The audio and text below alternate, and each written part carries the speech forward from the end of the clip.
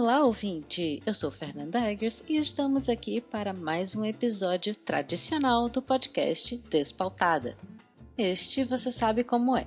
Eu falo de um filme ou livro ou quadrinho e traço algum paralelo com algo da nossa sociedade. E, como faz tempo que não gravo um desse, tem muita atualização para fazer. Então, vamos aos recadinhos para dar conta disso? Primeiro, eu tenho que falar do terceiro encontro da Podosfera Paraibana. Nós nos reunimos durante o HQPB no Espaço Cultural e dessa vez tivemos agenda nos 2 dias de evento.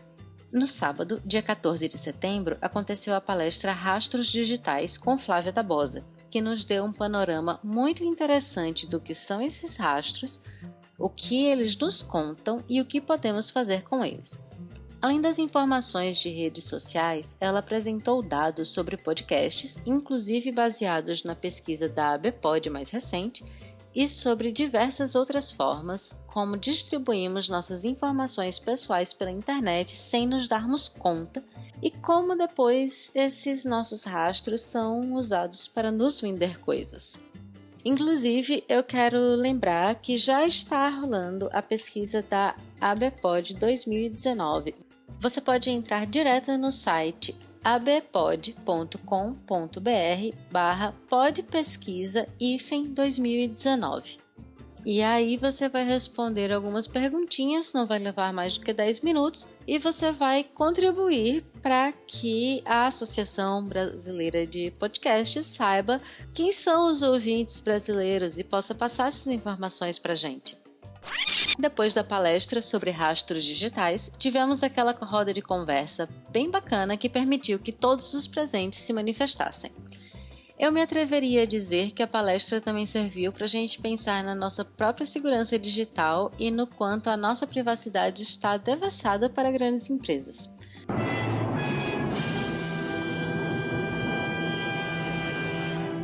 No dia 15, começamos o nosso encontro com um pequeno workshop ensinando a gravar um podcast com o Discord, que no caso foi ministrado por mim. O serviço é gratuito e funciona muito bem, menos com a Cíntia Pudim. E não, o Discord não está me pagando, mas devia. Se você quiser me pagar, tamo aí e você pode deixar a sua contribuição no apoia.se/despautada.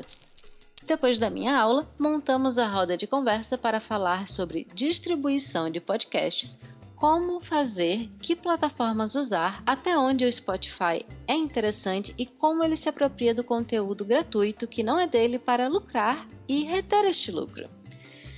E sabendo que a discussão ia dar pano para manga, eu levei um gravador emprestado. Infelizmente, a configuração estava errada, e ao invés de captar o áudio da mesa de som, captou o som ambiente. Muito do conteúdo não ficou suficientemente audível, então não é dessa vez que transmitiremos o debate nos nossos feeds. No entanto, em breve 2020 chega com o 4º encontro e uma nova oportunidade para a gente tentar gravar essa conversa. Eu quero agradecer a todos que participaram desse encontro e dizer que eu fiquei incrivelmente feliz que o número de mulheres que se inscreveu aumentou. Acho incrível que cada vez mais mulheres se interessem por essa mídia que tem tanto potencial e já está revolucionando tanto. Sejam bem-vindas como ouvintes e como criadoras. E aí você vai ver a lista de podcasts participantes lá no medium.com/despautada no texto que acompanha este episódio. Setembro foi movimentadíssimo e além do encontro da Podosfera Paraibana, participei também de um workshop promovido pelo Sebrae, juntamente com meus colegas podcasters Luiz Neto, do Nerd Debate, e Marcelo Soares, do Whatever. E o convite partiu de outro podcaster, o Fábio Jorge, do Meus Sons. No nosso workshop, nós destrinchamos alguns aspectos de como criar um podcast gastando quase nada e utilizando muitas coisas que você já tem.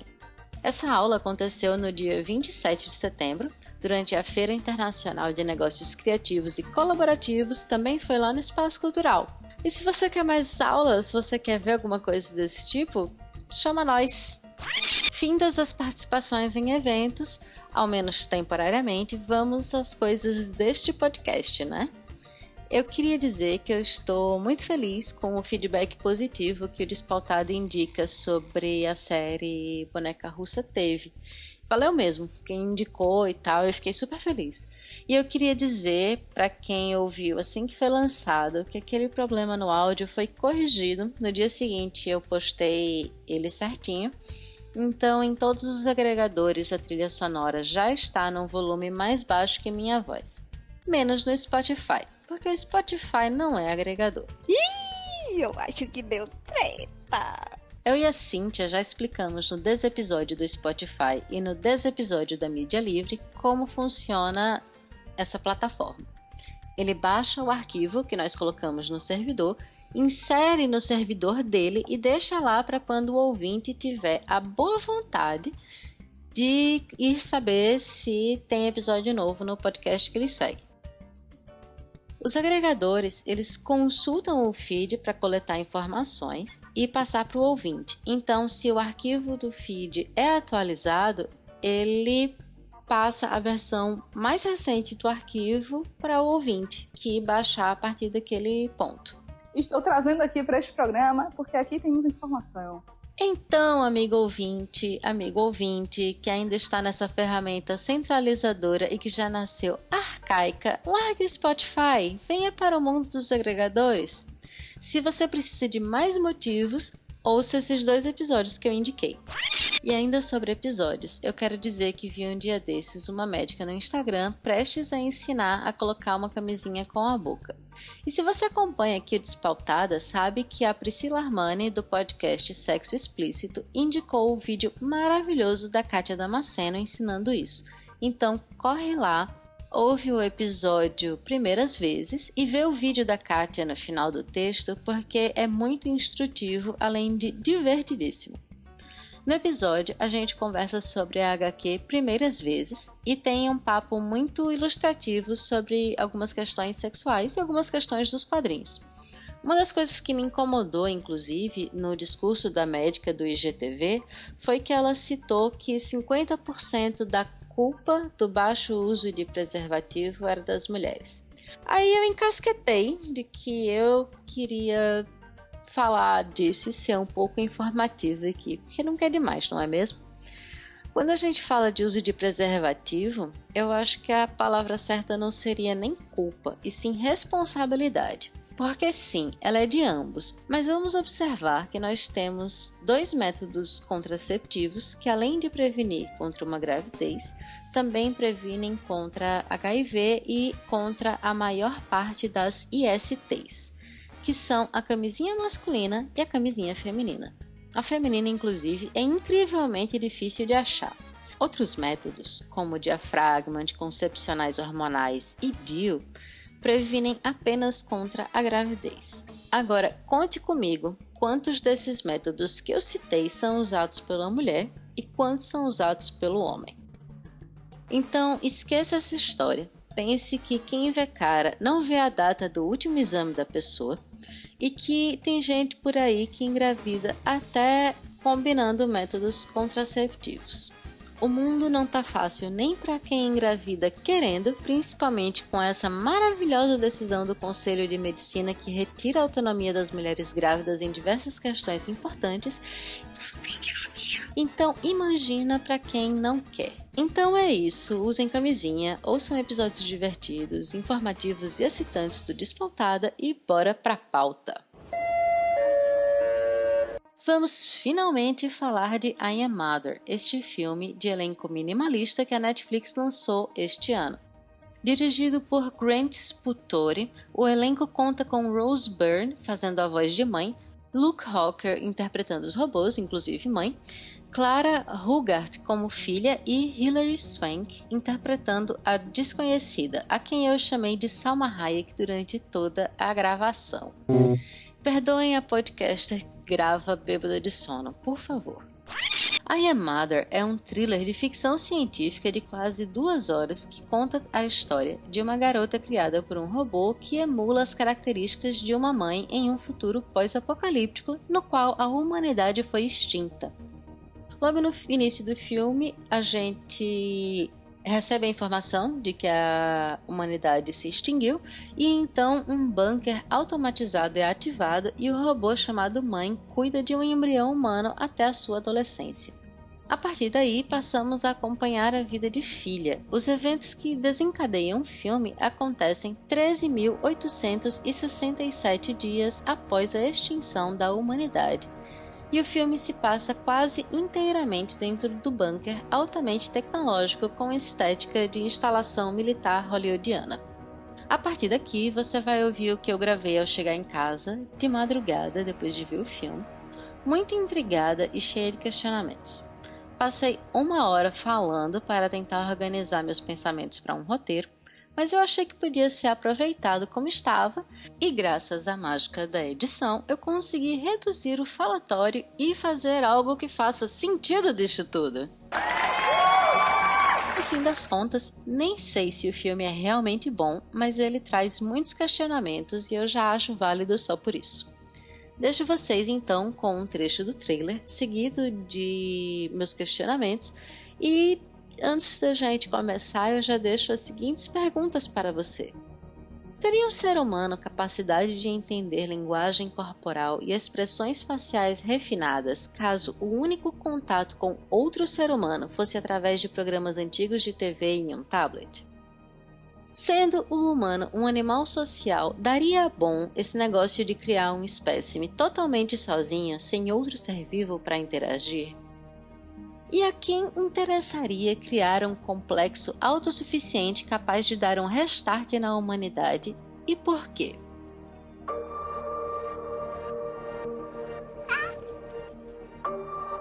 Why aren't there any more children, Mother? There used to be. Then why did you only make one?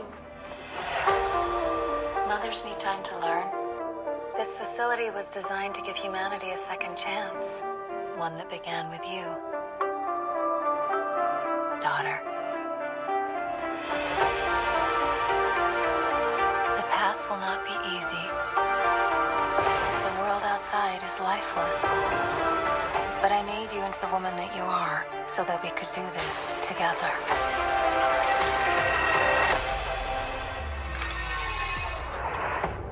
Mother? Oh my God!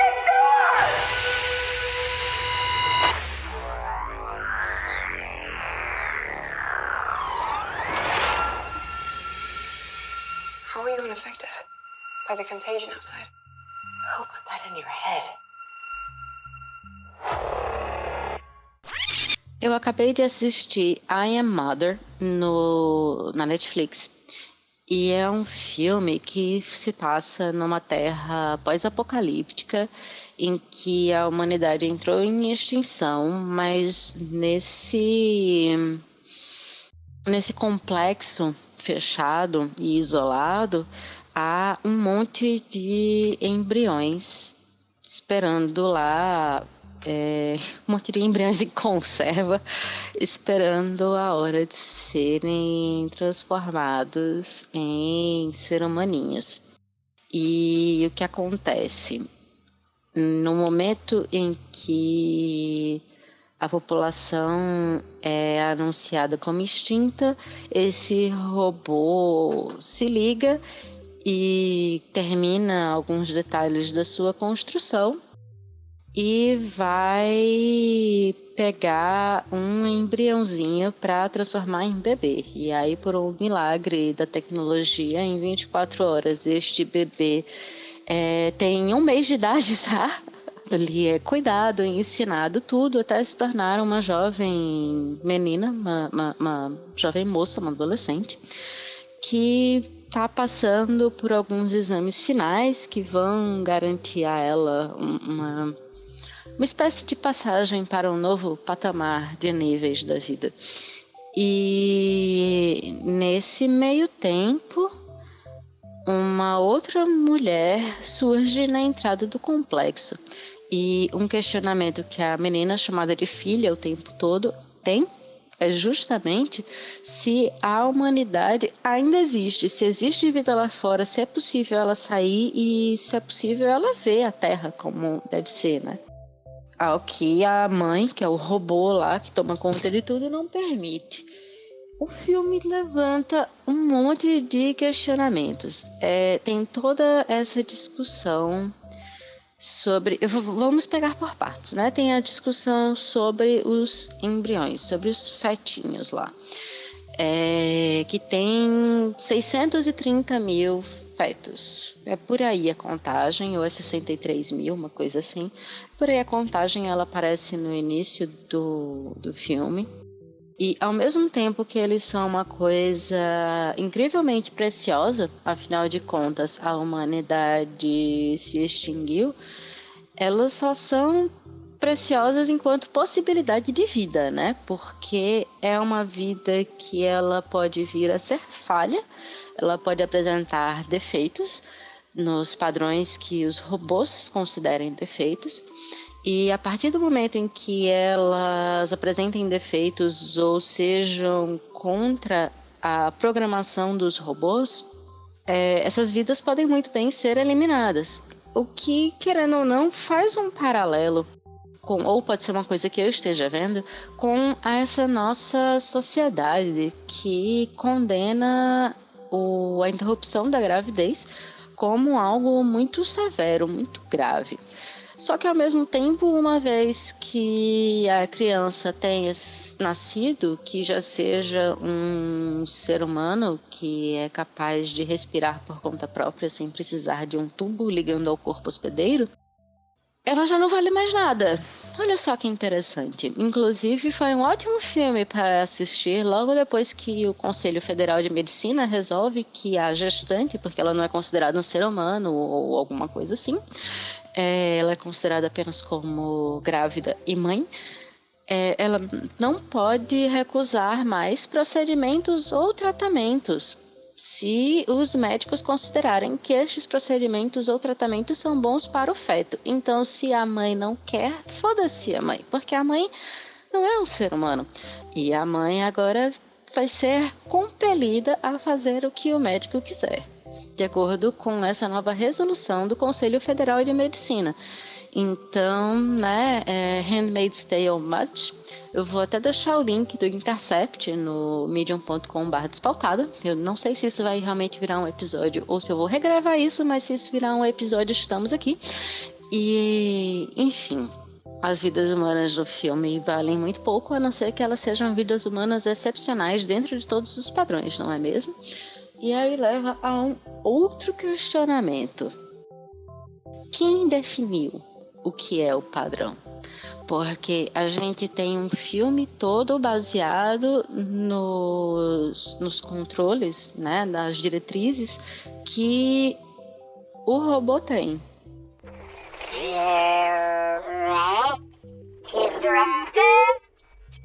Classified. Porque até um certo ponto a gente só sabe de um robô e mais adiante a gente fica sabendo de outros robôs. Se eu não avisei ainda, é bom que este episódio não seja o real oficial, porque vai ter spoiler. Spoilers. Então, assim, um outro questionamento que me levantou foi esse, né? O filme passa, obviamente que dentro do filme, para personagem principal, passa o ideário de que aquela diretriz daquele robô é perfeita. Tanto que mãe, que é como a robô é chamado o tempo todo, lá vou eu dando gênero para o robô, mas o robô, a robô, tanto faz, ela não se importa e nós não temos pronomes de gênero neutro em português, né? Que devia ter, eu acho. Acho que assim, a evolução do humano passa pela linguagem, mas vamos lá. Então, mãe, ela, ele, ilo, whatever, repete o tempo todo. Quando foi que eu errei? Eu já me enganei alguma vez? Tudo que eu faço está certo. E com aquele subtexto de e é pra te proteger. Bem como o ideário de mãe mesmo.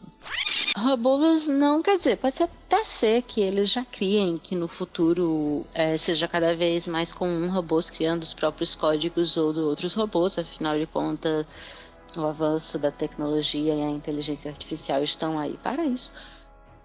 Na verdade, inteligências artificiais já criam outras inteligências artificiais há pelo menos 3 anos. Você vai ler uma matéria a respeito disso no medium.com/despautada, no texto que acompanha este episódio. Na gravação que você está ouvindo, que eu fiz com o celular e que é a base da maior parte deste episódio, eu especulei que o primeiro código, pelo menos, teria que ter sido criado pelo ser humano e que o ser humano deve ter estabelecido um padrão do que é ideal e do que é perfeito e de que objetivo se deve alcançar a partir desse sistema no qual o filme se desenrola. Então eu cortei um pedaço porque eu estava com muito sono e aquilo não fazia sentido. E estou regravando para a gente seguir com a conversa daqui. Ele teria que ter dado as diretrizes de o que é perfeito. Afinal de contas, embriões humanos, eles não se criam do nada, sabe? Você não junta alguns pedaços de metal com circuitos, escreve um código e você tem um ser humano. Ele precisa de um cromossomo Y, um cromossomo X de Homo sapiens e um ambiente adequado para se desenvolver. E esses cromossomos normalmente estão dentro dos gametas e o ambiente adequado, enfim, é um filme futurista. Esse ambiente adequado consegue ser realizado através da tecnologia da época. Então, assim, de alguma forma, alguém cedeu gametas para fazer estes embriõezinhos.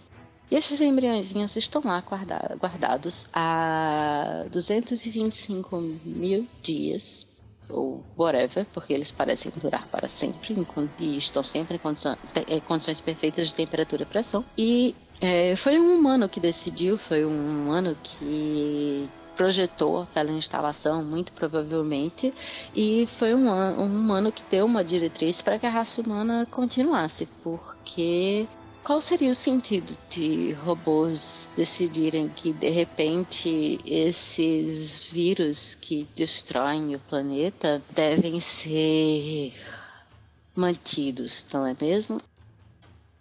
There is another organism on this planet that follows the same pattern. Do you know what it is? A virus.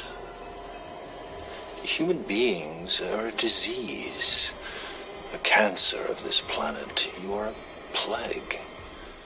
A não ser que eles precisem da nossa energia para sobreviver. E aí a gente volta lá em Matrix. Então, se é humano, é propenso a falhas. E isso é algo que aparece, uma provocação que aparece mais clara em uma cena do filme, em que filha vira para mãe e se pergunta se ela sempre viveu naquele complexo. E mãe diz que não se lembra e não se importa. E a filha faz, mas eu sim. Então começam a surgir as diferenças principais entre um ser humano e uma máquina. A gente está sempre se perguntando de onde a gente veio, para onde a gente vai, que merda é essa? Como assim você está sempre certa? Mas eu não, porque eu sou humana, mas alguém te fez, né? Você foi criada por alguém da minha espécie. Tem um imbrógliozinho desse para mostrar que aquele ambiente, aquele universo é falho e não deve ser confiado. Dessa forma, dando uma certa razão à terceira personagem que aparece na nossa história, que é interpretada pela Salma Hayek. Hilary Swank. Como as personagens não têm nomes, a gente tem filha, mãe e Hilary Swank. Ela chega baleada e consegue asilo, porque obviamente a gente tem filha desesperada por atenção, por afeto humano. Existem muitas coisas que me levaram a pensar, sabe? Será que um ser humano criado sozinho com um outro robô teria aquelas características? Será que ele sobreviveria com esse afeto artificial e conseguiria desenvolver o seu lado psicológico de uma forma tão complexa?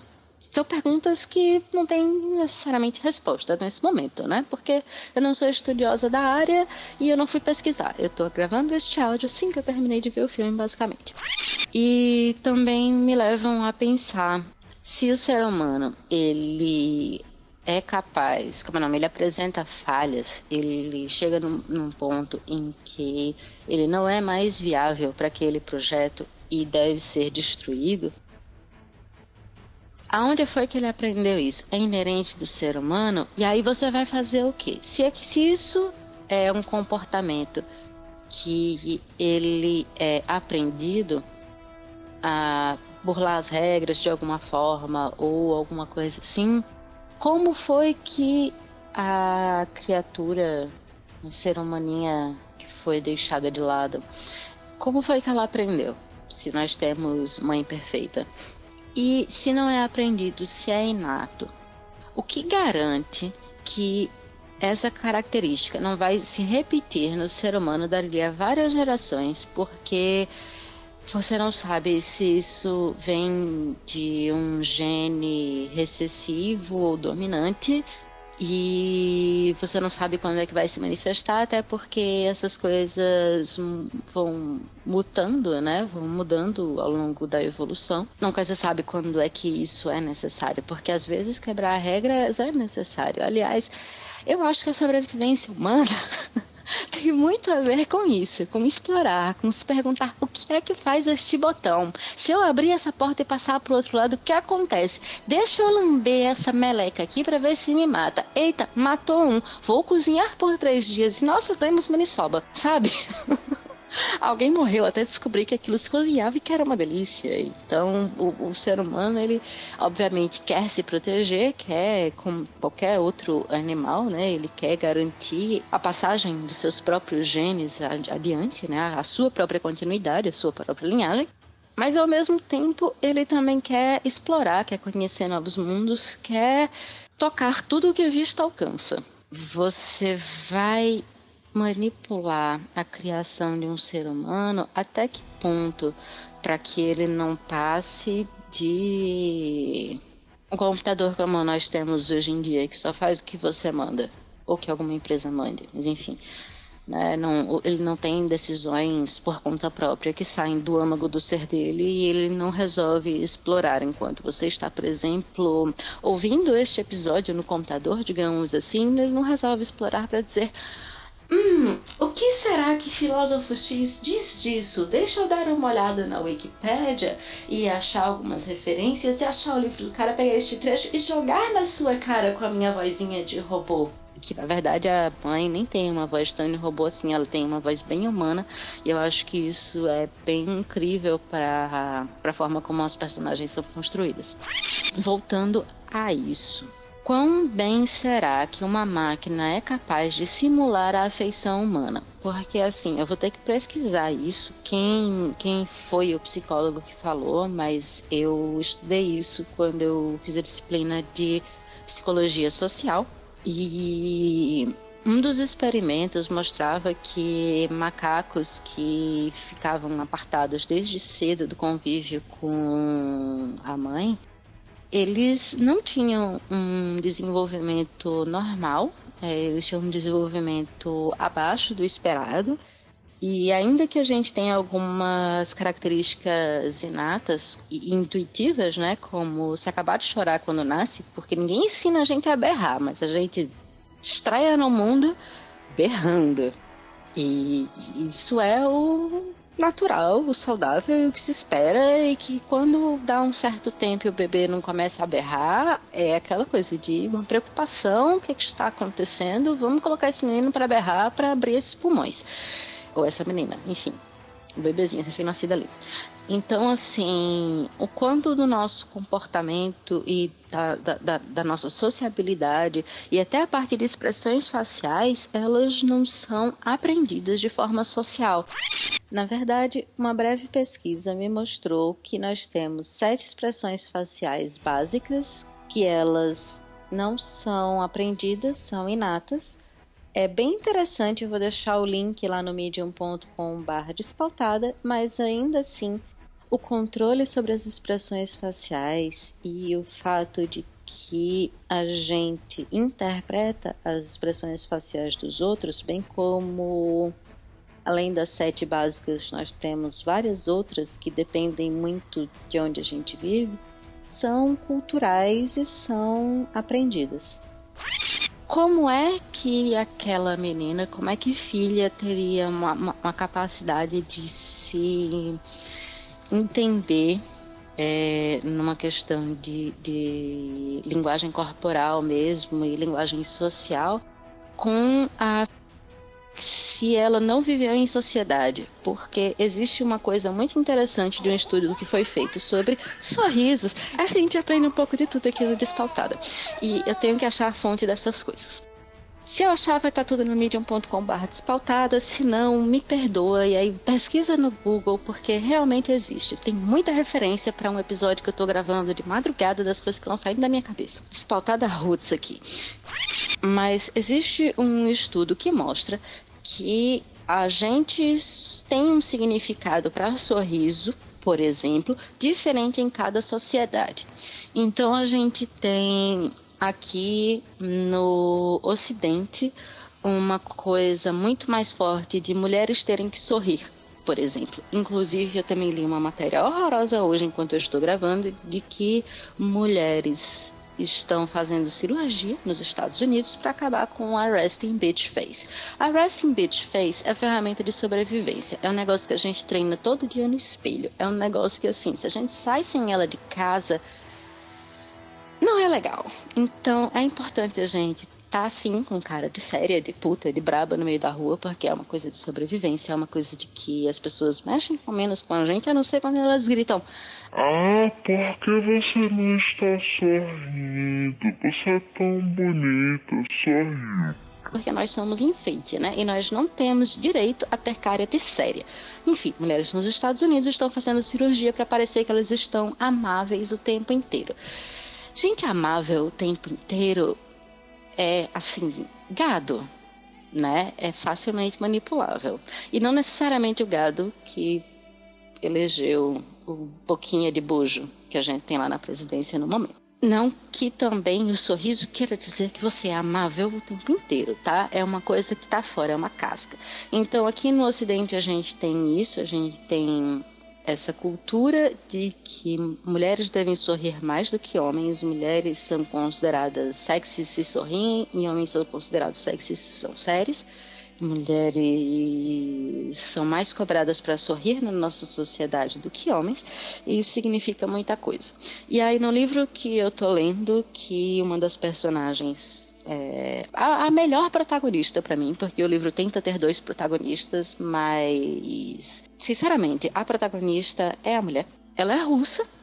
E existe uma coisa que eu descobri lendo o livro, se não for verdade também vou ter que descobrir em outras fontes, mas me pareceu plausível, que a cultura russa é de que você guarda o sorriso para os seus amigos e parentes mais próximos. E é uma coisa que ela vê como uma diferença entre o país dela e os americanos, porque os americanos estão lá sorrindo para todo mundo, enquanto ela não vê necessidade disso. É uma coisa que você dá para alguém especial, é quase como uma coisa de afeto. E existem países asiáticos em que as pessoas sorriem o tempo todo, mas isso não quer dizer que elas estejam felizes o tempo todo, ou que aquele sorriso seja uma expressão de felicidade. E outra, tem gente que sorri porque está nervoso, está ansioso, e o sorriso é uma forma de lidar com isso, de passar uma sensação de controle daquilo e tentar lidar com a situação. Então, assim, tudo isso é uma ferramenta, são ferramentas que a gente aprende em convívio em sociedade. Se a gente nasceu aqui no Brasil, onde a gente sorri muito mais, o sorriso faz parte da nossa cultura e tem esse significado de a gente sorrir para os estranhos feito americanos, se a gente chegar na Rússia, a gente vai achar que todo mundo é extremamente antipático. Inclusive é uma coisa que dizem de franceses, por exemplo. Eu realmente não sei se eles são incrivelmente antipáticos lá, mas eu conheço gente que teve experiências ruins porque ninguém sorri pra você, e conheço gente que teve experiências boas, porque com as pessoas que parou pra conversar, pra tirar dúvidas, pra lidar, foi tratado bem por essas pessoas, né? Então, existe essa diferença. Não é porque a pessoa não está sorrindo pra você que ela é chata, antipática, mal-humorada e não quer lhe ajudar. Se for eu, antes do meio-dia, tudo isso, mesmo que eu esteja sorrindo pra você. Mas pessoas normais, não é porque elas não estão sorrindo que elas são as piores pessoas do mundo. O sorriso é uma coisa que a gente aprende e é uma das nossas linguagens em sociedade. Levando isso em consideração, algumas coisas na construção da filha me deixaram com um pé atrás, porque eu me questionei muito se ela seria uma personagem possível. Em todo o resto, não, né? De ela ser extremamente inteligente, até porque ela foi treinada para isso desde nova, ela teve várias habilidades incentivadas. A gente sabe que não existe isso de dom, talento, etc. Existem predisposições, claro, mas todas as coisas podem ser aprendidas. E quanto mais novo se é, mais fácil de aprender ou de aprimorar conhecimentos. Porque pode ter certeza, em algum momento da sua vida você dançou, cantou, desenhou, andou de bicicleta, chutou coisas na parede, jogou coisas para cima. E isso não quer dizer que você tenha feito nada disso bem. Quando você começou, você provavelmente fazia isso como quase todas as crianças da sua idade. Ou um pouquinho melhor, ou um pouquinho pior. Mas você se interessou por aquilo específico que você gosta de fazer, você tem algum talento e você continuou fazendo isso porque aquilo lhe divertia ao longo da vida. Agora imagine se você tivesse uma educação que, digamos que você é uma pessoa muito artística que gosta de se expressar de várias formas. E aí toda a sua educação moldada para você, porque você é o único ser humano com o qual o planeta se importa e está voltado para garantir a sua sobrevivência e a sua excelência, lhe ensina essas coisas e lhe mostra que outras também podem ser aprendidas de formas divertidas. E você cresce se tornando uma pessoa com habilidades incríveis, porque afinal de contas, desde o momento que você nasceu, todas as ferramentas para que você melhorasse nas áreas que você tem interesse ou que são do interesse daquele algoritmo que você melhora estão lá à sua disposição e moldadas para que se apliquem a você e não o contrário. Que ao contrário, a gente tem um mundo que quer que a gente se molde para aprendê-lo, para lidar com ele, para se encaixar no padrão dele.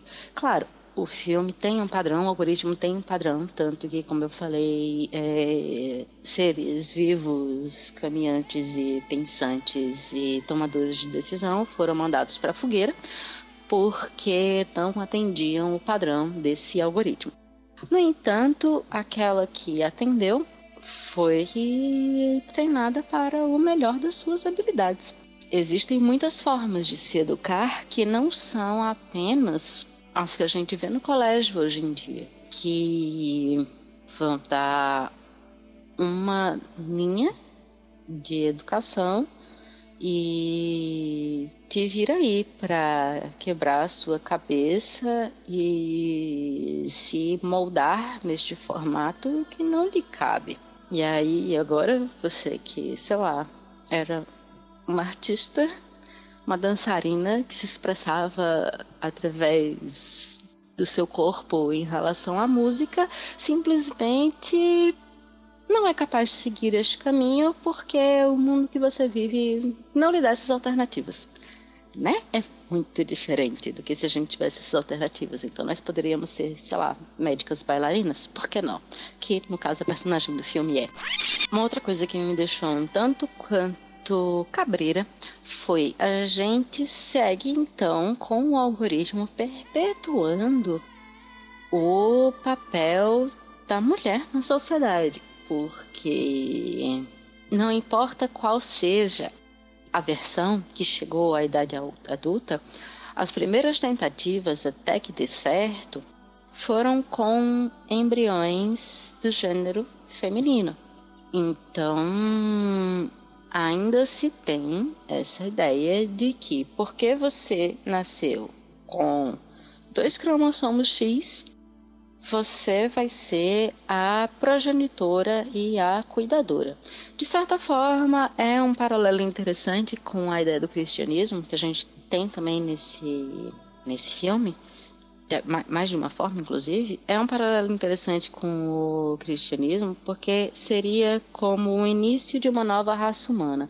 E a gente tem novos criadores que não têm gênero, porque afinal de contas não são animais, são robôs, e robôs são seres até outro dia inanimados e que não tinham gênero, e que se fizer algum sentido para a inteligência artificial, podem adotar um ou não, até porque mãe escolheu, ou foi escolhido para ela, mas foi designado um papel com um nome, na verdade um nome que representa um papel, que é mãe, e foi dada a ela voz e algumas características femininas, né, ou consideradas femininas. E perpetua-se essa ideia da mulher cuidadora, mas o criadora, não sei mais, é a gênero, digamos assim, não tem gênero. E a primeira humana, o primeiro humano que vai dar seguimento à raça é uma mulher. Enquanto na Bíblia, na mitologia cristã, a gente tem um Deus criador que é identificado quase que obrigatoriamente como homem, apesar de não existir nenhuma obrigação nisso. Se você quiser acreditar em Deus como uma mulher, por que não? Afinal de contas, a encarnação riana está aí para provar que pode ser sim. E o primeiro ser humano da Bíblia é um homem, que é Adão. Mesmo na mulher livre, a mulher que foi criada igual a ele, se eu não me engano, ela foi criada depois dele, que é Lilith. No filme a gente tem mãe, que é esse ser a gênero, porém identificado como feminino, pelo menos pelos espectadores. Tem filha, tem Salma Hayek, que é a única outra personagem humana da história. E o próximo humano que chega é um menino. Ok, a partir daí, ele também vai ser obrigado a cuidar dos outros 60 mil que vierem, se o algoritmo deixar que todo mundo sobreviva. Mas ainda assim a gente tem esse ideário, né, de papel cuidador é o feminino, ou o cuidar é um papel do aspecto feminino, do gênero feminino, enfim. E aí, passando para a coisa da religião, a gente tem lá Salma Hayek agarrada com um terço que dá aquele consolo para ela, e quando ela volta para o lugar de onde ela veio, procurando por comida, antes de ser atingida por um tiro e precisar se abrigar lá no complexo, que ela inclusive achava que estava vazio. Quando a Salma Hayek volta para o lugar de onde ela veio, existe um altar, existe a representação de santos católicos, anjinhos, essas coisas. E fica aquele paralelo. Ela fala que todos os outros humanos que viviam com ela enlouqueceram por causa da fome. E aí a gente tem abre todo um leque de questionamentos aí em cima também. A primeira pergunta é: por que ela não enlouqueceu? Será que o filme está querendo dizer que é porque ela se agarrou com Jesus? Ou se agarrar com Jesus é só uma característica dela?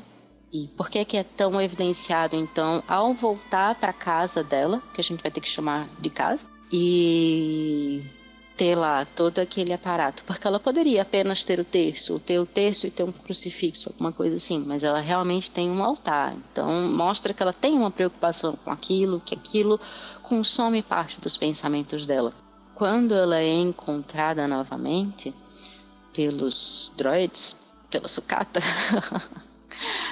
mas quando ela é encontrada novamente, existe uma conversa e o droide, com voz de mãe, pergunta a ela, né, comenta com ela, que ela escapou daquilo tudo, quase como se ela tivesse sido escolhida. E isso a câmera volta a mostrar, logo antes desse diálogo, todo aquele aparato religioso que ela traz. E assim que termina de dizer isso, fazendo toda essa menção, né, aquilo de ser escolhido e tudo mais, e ela foi um bebê que foi abandonado, o que nos leva a crer que essa fala também pode ser, né, já que a robô menciona que ela era diferente, essa fala também pode ser remetida a um dos fetos que foi de alguma forma sequestrado, levado embora, alguma coisa assim, que ela poderia ter sido um super feto que estava lá sendo... Feto no caso não, né? Porque ela foi adotada quando bebê e ela não tem lembrança nenhuma da mãe nem nada, então ela teria que ter crescido alguma coisa.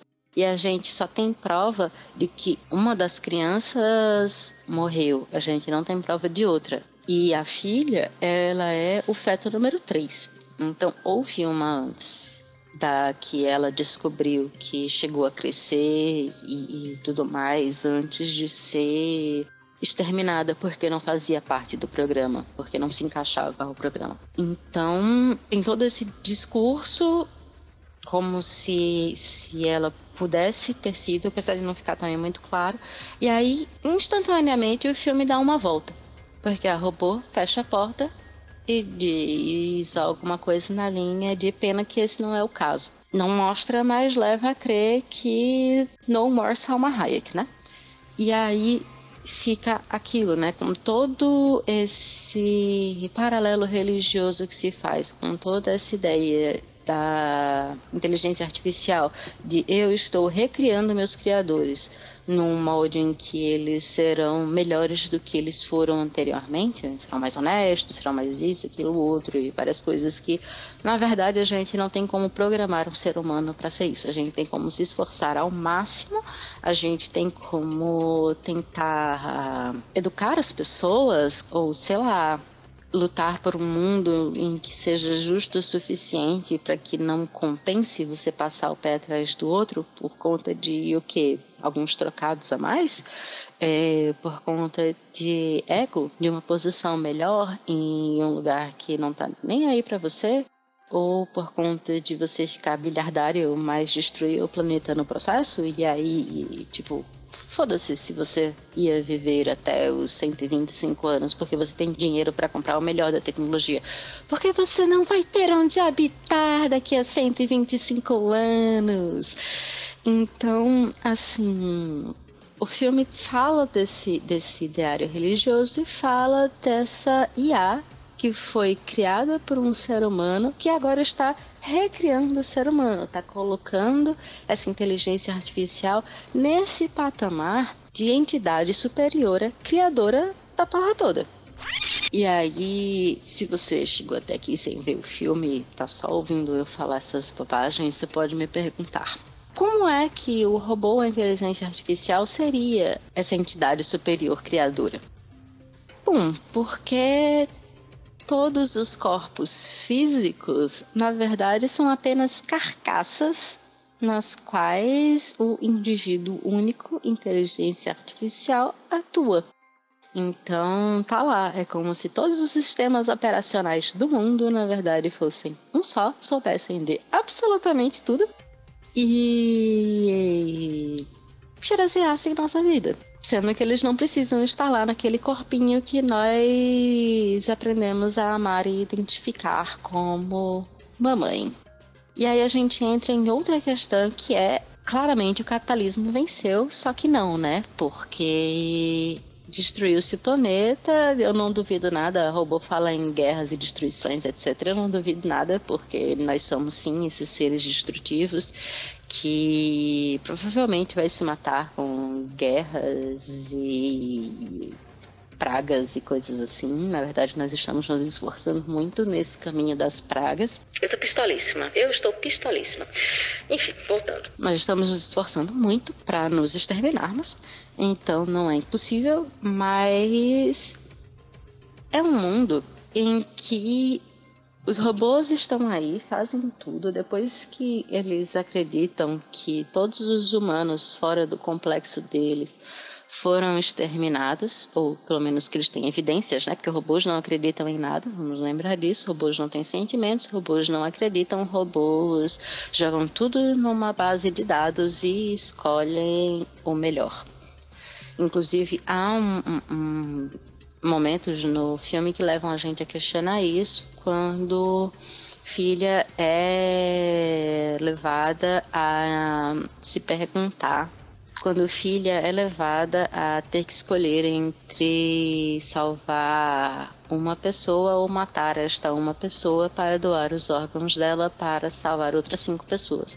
É um teste filosófico hipotético, mas está lá para mostrar que provavelmente para um humano é muito mais difícil do que para uma inteligência artificial, para um robô, porque afinal de contas o robô vai jogar aqueles dados numerificados na planilha, vai tirar o resultado ótimo e vai trabalhar com o resultado ótimo.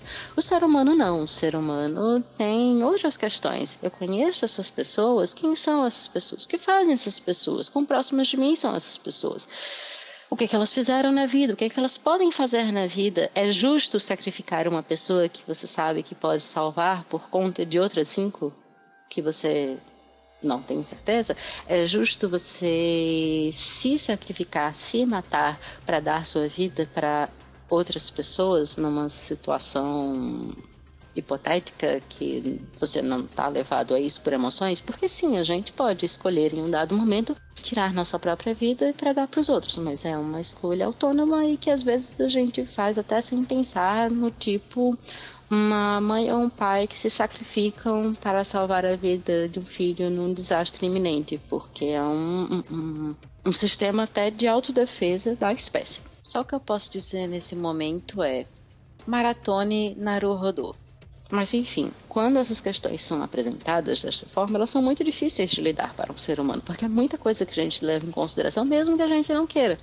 Enquanto um robô não. Um robô vai calcular aquilo, vai pelo resultado ótimo, e é isso, beleza, vamos embora. Então eles não têm sentimentos, eles não têm emoções e eles não se importam.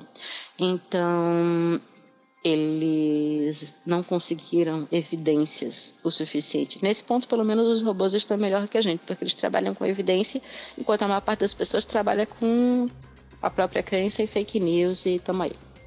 Mas não tinha mais evidência de que tinha ser humano, e eles deram o início ao plantio de milho para alimentar o resto do gado, que eles estão lá com os embriõezinhos prontos. Porque aparentemente eles tinham sementes estocadas, eles tinham como prover vida humana, depois que a vida humana, do jeito que quem criou aquele código e decidiu que não queria mais vida humana, decidiu que ia ser, né?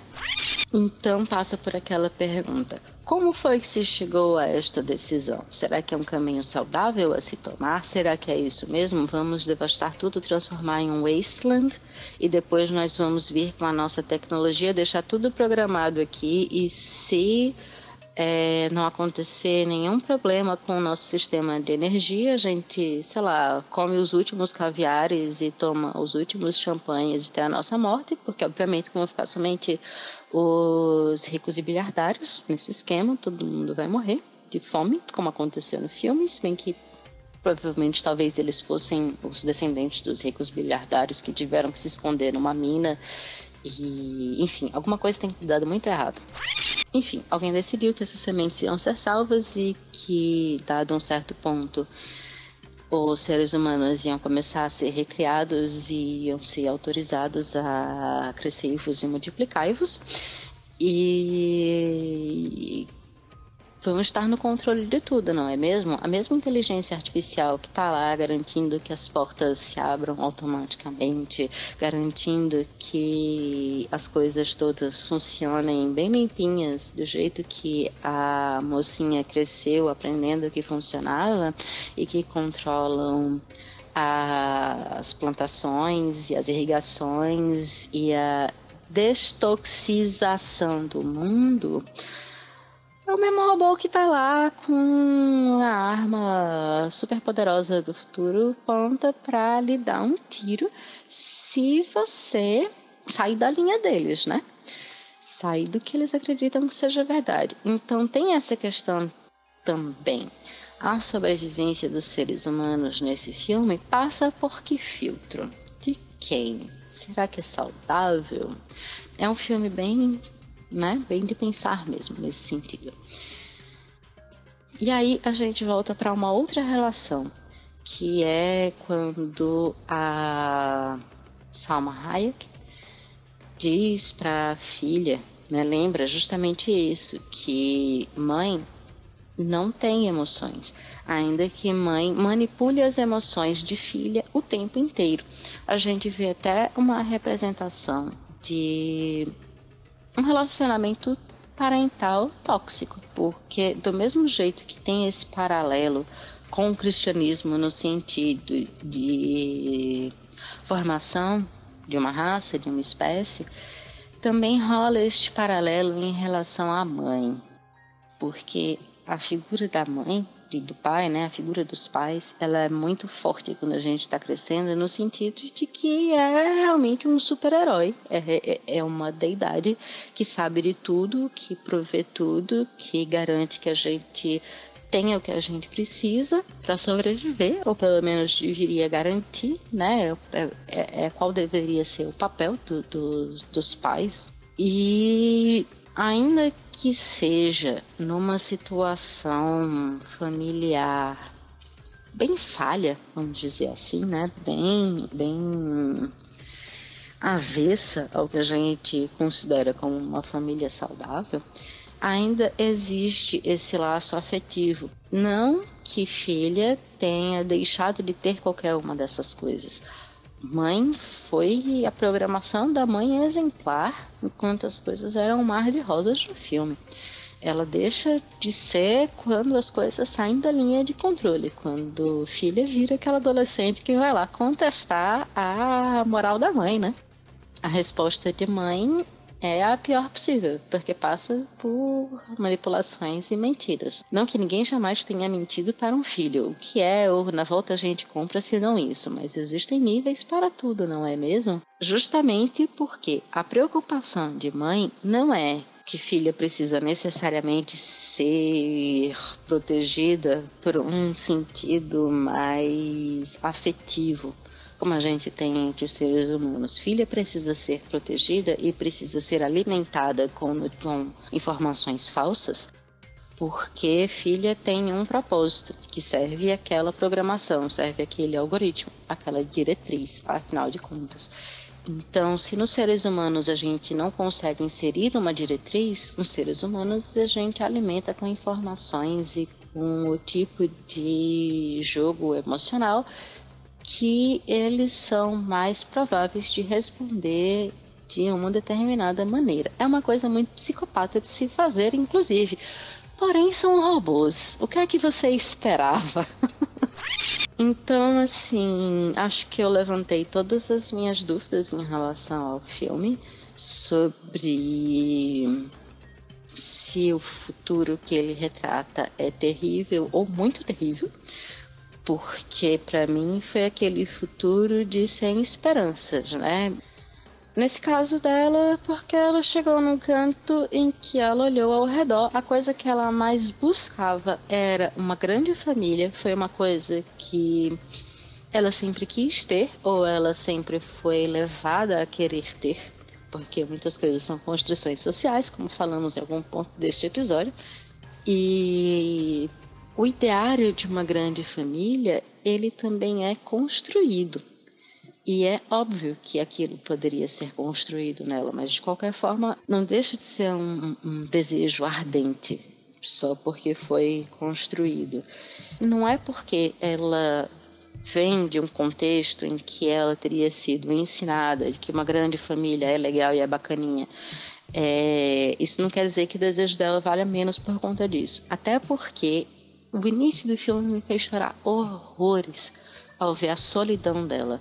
Ver a solidão de uma criança crescendo sem nada, nenhum outro ser humano ao redor, só com um robô, é uma coisa assim muito triste. Mas quando ela é levada a acreditar, a filha no caso, é levada a acreditar que existe toda uma população, né? Existem várias pessoas, tem um rapaz de uma idade similar a ela, que aquilo é uma coisa, inclusive, que ela almeja ver. E aí ela descobre que isso não existe. Eu acho uma puta falta de sacanagem. Existe um wasteland, uma terra devastada, e um container onde Salma Hayek mora. Ela obviamente fica arrasada e volta para onde ela tem um irmãozinho recém-nascido e 60 mil outros irmãos por nascer, e tem o conflito de se libertar da opressão da própria mãe. Até num processo muito rápido de talvez entendimento e perdão, e aí fica faltando nela, ou talvez ela até saiba, mas vamos nas duas hipóteses. Pode ficar faltando nela aquela compreensão do que a Salma Hayek falou para ela, que é o fato de que o drone, o robô, a sucata, como chamam no filme, não tem emoções.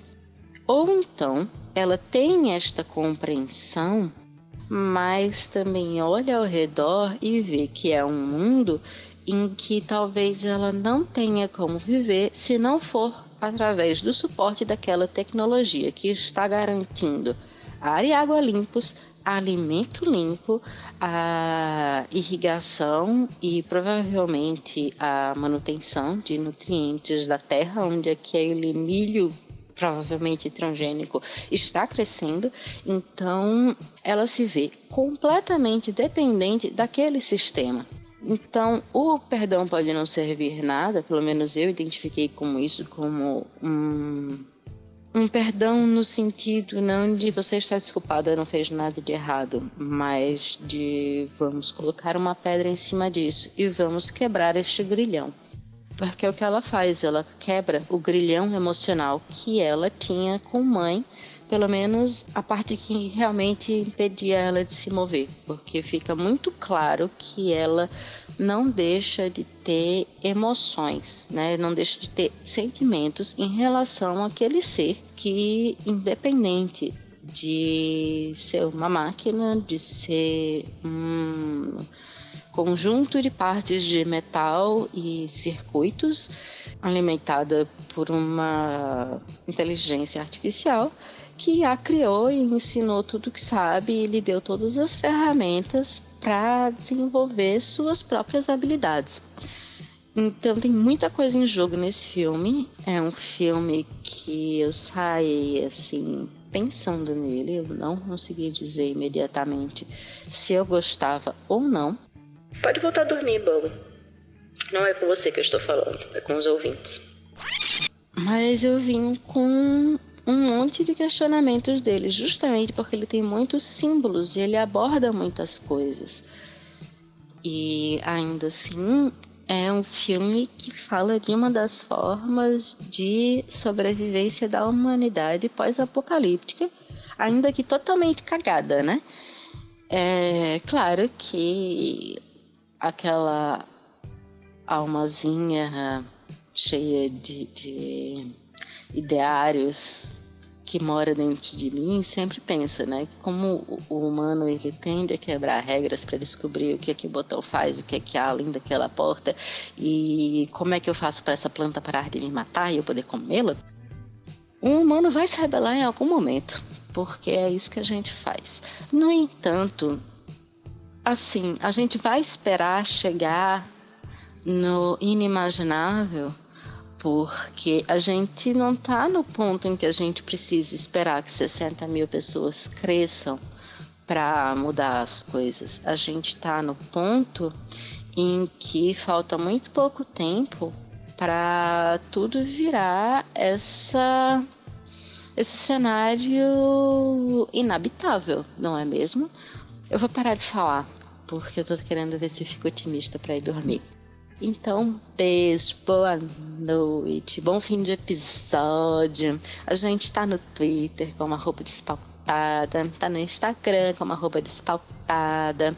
Tem umas fotinhos legais do terceiro encontro da Podosfera Paraibana rolando. E pelo amor de Deus, chama o fim do episódio. Pera, antes de a gente acabar, já que você chegou até aqui, eu quero dizer que eu estarei em São Paulo entre 24 de novembro e 8 de dezembro. Então, se você quiser me chamar para tomar um café, uma cerveja, gravar um episódio de podcast ou agendar um ensaio fotográfico comigo, eu estou disponível.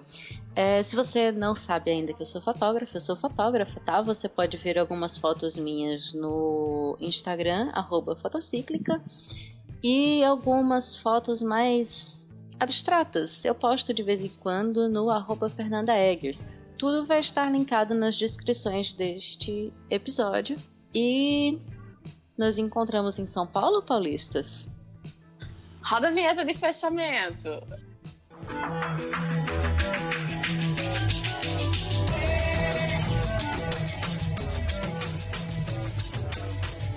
Gostou desse episódio? Então compartilhe com a hashtag Mulheres Podcasters. A tag Mulheres Podcasters é uma iniciativa do podcast .g para divulgar e promover podcasts feitos por mulheres. Siga a hashtag no Twitter e no Instagram e conheça outros podcasts maravilhosos feitos por mulheres. Agora, Tânia, eu agradeço, mas eu vou me embora. Beijo pra vocês.